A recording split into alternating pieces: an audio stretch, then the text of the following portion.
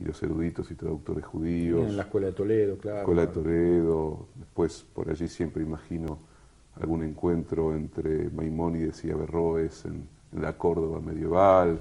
O lo que Yo tengo 2 tratados de Maimónides, discúlpame la interrupción, y escritos en árabe, porque era culturalmente un árabe. Claro, claro, claro. De hecho, cuando lo obligan a abdicar de su fe y lo echan de España, lejos de irse a la Roma papal, él va al norte de África y, por supuesto, porque, y se va a la corte de Saladino, ¿no? Claro, si uno mira todo el circuito de la persecución, fue el mundo occidental, primero la tradición inquisitorial de la Iglesia Católica y después obviamente la figura del exterminio nazi, la que persiguió básicamente al pueblo judío en Oriente y sobre todo bajo los califatos o después lo que fue el Imperio Otomano. La vida se desarrolló con fuerte normalidad e integración, ¿no? Pero integración, esa es la palabra, ¿no? De hecho, la historia puede registrar guerras entre las cruzadas, por ejemplo, musulmanes y judíos matándose, pero no así entre musulmanes y judíos. Sí, musulmanes y cristianos, claro. Musulmanes y cristianos, claro, sí, pero no así entre musulmanes y judíos, claro, claro. No, es así. La primavera árabe, heterogénea, no es lo mismo Siria que Irak con un dictador como Saddam o el otro dictador que fue Gaddafi, países que yo he visitado y que he palpado el miedo en la gente a hablar, a recibir, hasta que no te conocían y aún conociéndote. Es una esperanza la primavera árabe, ¿no? Es una gran esperanza. Yo veo como que le han robado, más allá fuera de cámara, por ahí, ¿no? Que le han robado la revolución a los pueblos, pues se querían sacudir a estos tipos. Bueno, pero intervino la OTAN, se metió en Norteamérica. Totalmente. Porque el peligro era que eso que surgía en el interior de las sociedades, sobre todo del norte de África, ahora también en Siria, pudiese ser un camino no hacia la occidentalización tal cual se define la occidentalización, sino un camino hacia sociedades más democráticas, más igualitarias, más entramadas en función de los intereses de sus propios pueblos.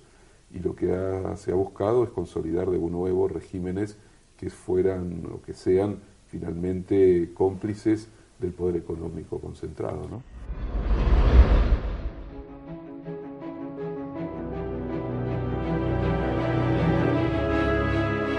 Originalmente era una huelga de estatales en contra del plan de ahorro del gobierno. Bueno, en reacción justamente a las medidas de austeridad impuestas por el gobierno, que tienen que ver, decíamos, con afectar a los aguinaldos, también las jubilaciones, entre otras de las medidas. Hay convocadas manifestaciones en más de 80 ciudades españolas bajo el lema "Quieren arruinar el país, hay que impedirlo, somos más", un llamamiento que hacen los sindicatos contra el tijeretazo del Ejecutivo. Es el colofón a una semana de manifestaciones que se han producido en la calle desde el miércoles, cuando el Gobierno anunció los nuevos recortes, movilizaciones protagonizadas por los funcionarios a los que se les ha eliminado la paga extra de Navidad y también se les han reducido los días libres. Destacamos además la subida de impuestos. El IVA se incrementa en 3 puntos, pasa del 18 al 21%. Además, los nuevos desempleados cobrarán menos a partir del 6º mes. Son medidas, denuncian los sindicatos, que perjudican a los sectores más débiles de la población, porque la austeridad, dicen, no ha creado empleo y además ha empobrecido a la sociedad. Cuando uno piensa en el rol de algunas de las democracias occidentales que suelen dar cátedra de virtuosismo republicano y democrático para el resto del mundo semibárbaro o bárbaro, como ellos dicen, se encuentra con regímenes políticos que históricamente han desplegado niveles de violencia inéditos. Pienso en lo que hicieron con el África, ¿no? El colonialismo anglo-francés, o los belgas en el Congo, belgas, ¿no? Cortando las manos porque no tenían la producción de caucho necesaria. Grecia es cuna de la democracia, se propuso un referéndum para ver si aceptaban y los bancos dijeron no, referéndum nada. Sí, escribí un artículo sobre eso justamente. ¿Ah, sí? Claro, sí, porque en el artículo decía esto, ¿no? Qué paradoja que Grecia, que fue el lugar donde nació la democracia, es el lugar en el que la palabra podía ser tomada de manera igualitaria por el conjunto de los ciudadanos, 2500 años después, cuando su pueblo se enfrenta a una disyuntiva tremenda, si aceptar o no un plan de ajuste salvaje, y pide un referéndum, le niegan la posibilidad en la cuna de la democracia de llevar adelante ese referéndum, y lo hacen con un cinismo brutal, e imponen después tecnócratas del Banco Europeo imponen lo que están haciendo también en España, en Italia. Es que nosotros vemos, después de la experiencia que tuvimos en Argentina, en Latinoamérica, nos cuesta trabajo entender cómo España está aplicando las reglas del Fondo Monetario. Bueno, porque Francia ahora despidiendo 8.000 operarios de Peugeot, por ejemplo. A veces, desgraciadamente, los aprendizajes de la historia son muy complicados y requieren tiempo. Los europeos venían de muchas décadas de bienestar, de consumo exuberante, y hay un mecanismo también de aterrorizamiento de la población, ¿no? La población tiene miedo a perder privilegios, ha atravesado todo un periodo en el que el individualismo, la fragmentación social, el pensar solamente desde una perspectiva autorreferencial y egoísta a la vida, genera que se necesite también todo un proceso para que las resistencias emerjan. La Argentina es un ejemplo claro. Es decir, para que estallara todo en el 2001, hubo primero todo un largo periodo que va por lo menos desde la dictadura del 76 hasta el estallido del 2001, con un pequeño interregno de esperanza democrática entre el 80 y finales del 83, cuando sube Alfonsín, y la famosa Semana Santa del 87. Después vino la consolidación de un modelo neoliberal, vino la consolidación de un proceso de desguace y de vaciamiento del Estado, de eliminación de derechos. Siempre hubo sectores resistentes, pero que fueron minoritarios porque una parte importante de la sociedad creía eso del primer mundo, de la lógica del consumismo, de la convertibilidad como quimera. Y los medios, ¿no? La influencia sobre los políticos, me acuerdo de Neustadt diciéndole a Menem, diga que no. Claro. Bueno, que no. Los medios de comunicación de los que hablábamos hace un rato tuvieron una enorme responsabilidad en este proceso de destrucción de una historia de la equidad que funcionó durante muchas décadas en Argentina desde el primer peronismo, a ese proceso de un país fragmentado, desolado socialmente. Bueno, estalló en el 2001, apareció una figura, insisto, excepcional e inesperada en el 2003 que produjo una inversión histórica, y la Argentina hoy se encuentra en otra situación, con sus conflictos, sus problemas, pero mirándose de otra manera a sí misma. Europa quizás tiene que atravesar el costo que nosotros hemos pagado como sociedades. ¿Es el turno de Latinoamérica? ¿Y el Mercosur? ¿Es una alternativa a eso? ¿Cómo lo ves? Yo creo que sí. A ver, el problema de la unidad europea es que se termina de consolidar bajo lo que yo llamaría una matriz economicista y neoliberal. Me parece muy bien y muy fecunda la idea de unidad europea. El problema es que desde los acuerdos que terminaron dándole forma en estos últimos 25 años a la Comunidad Europea, lo que se desarrolló al mismo tiempo fue una concepción de sociedades dominadas por lo que genéricamente llamamos el giro hacia la valorización financiera del capitalismo. Y eso hizo que Europa hoy esté enfrentada a una crisis muy profunda, incluso respecto al sentido de su unidad, cuando ese sentido no está vinculado a lo cultural político también. En América Latina creo que estamos yendo con nuestras propias dificultades, pero a un ritmo interesante, hacia un proyecto de unidad, hacia la convicción cada vez más compartida por la mayoría de nuestros países de que sin este proceso de unidad, que tiene que ser económico, pero también tiene que ser político, cultural, que tiene que tener un reconocimiento mutuo para construir una unidad real, es muy difícil que Latinoamérica pueda dar un salto cualitativo en su vida social, en la dignidad de los sectores, sobre todo, que más han sufrido de sus pueblos, ¿no? Entonces creo que sí, que hay claramente señales y acciones muy fuertes. Insisto, la creación de la UNASUR y la profundización del Mercosur, la incorporación últimamente de Venezuela, creo que es un elemento fundamental, claro, ¿no? Que Venezuela se incorpore al Mercosur porque lo va a dinamizar. Para mí es fundamental el rol de Chávez en este contexto latinoamericano, creo que ha sido una pieza decisiva en la reconstrucción identitaria de América Latina, en el ideal bolivariano, en el encuentro entre proyectos que necesitaban justamente una mística de unidad, una manera de unir el pasado emancipador con un proyecto de transformación más igualitaria de las sociedades.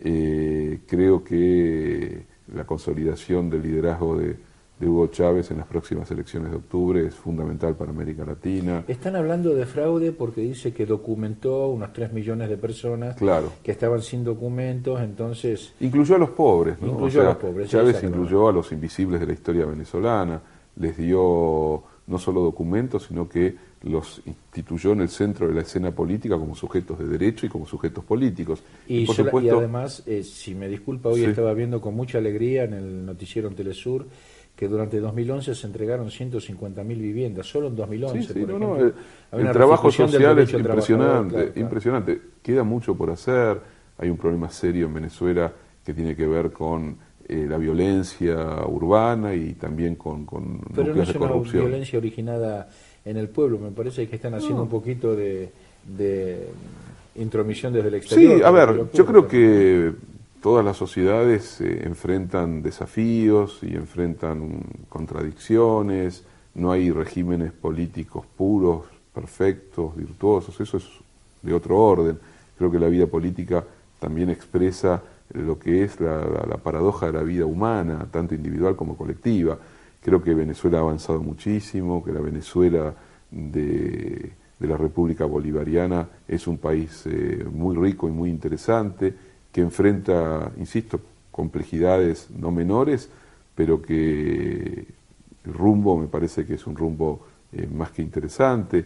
Lo mismo podríamos decir bajo otras condiciones de lo que viene sucediendo en Bolivia, en Ecuador, en Brasil, historias muy diferentes. Sin embargo, Argentina en la mitad exacta del siglo XX tenía el PBI más alto de toda Latinoamérica, o sea, era no solamente el más alto, sino que era equivalente casi a lo que producía el resto de Latinoamérica, y hoy ese lugar lo está ocupando Brasil, y es nuestro socio.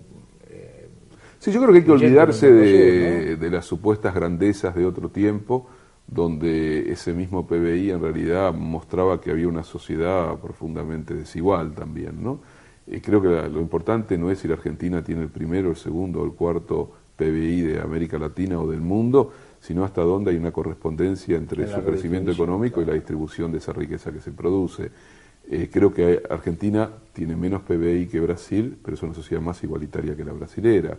Entonces creo que también allí hay una discusión importante y significativa. El crecimiento tiene que estar también sujetado y vinculado a un crecimiento con equidad y cada vez más igualitario. Es el gran esfuerzo que hoy atraviesa sociedades como Venezuela, Bolivia, Ecuador, la Argentina, también, pero con contradicciones, Brasil, Uruguay. Sigue siendo muy potente y muy fuerte la capacidad de dominio de los sectores del capital en el Brasil, que han impuesto políticas. Eso no significa que tanto Lula como Dilma no sean piezas maestras de este momento latinoamericano y sean fundamentales. Un Brasil más democrático, más igualitario, es decisivo en este tiempo latinoamericano. Sin embargo, hay países como Perú, Colombia, que se mantienen y cuyo modelo económico es altamente elogiado por parte de los grandes centros de poder económico, ¿no? Y se mantienen aparte. Sí, Colombia es un caso muy particular, es un país muy vinculado al proyecto de Estados Unidos hacia la región, con una historia muy compleja de violencia, de guerra civil, de narco, una sociedad donde cuando emergieron proyectos progresistas fueron brutalmente cercenados por esa misma lógica de la violencia del sistema. Creo, de todas maneras, que no es la misma la política del presidente Santos que la del presidente Uribe.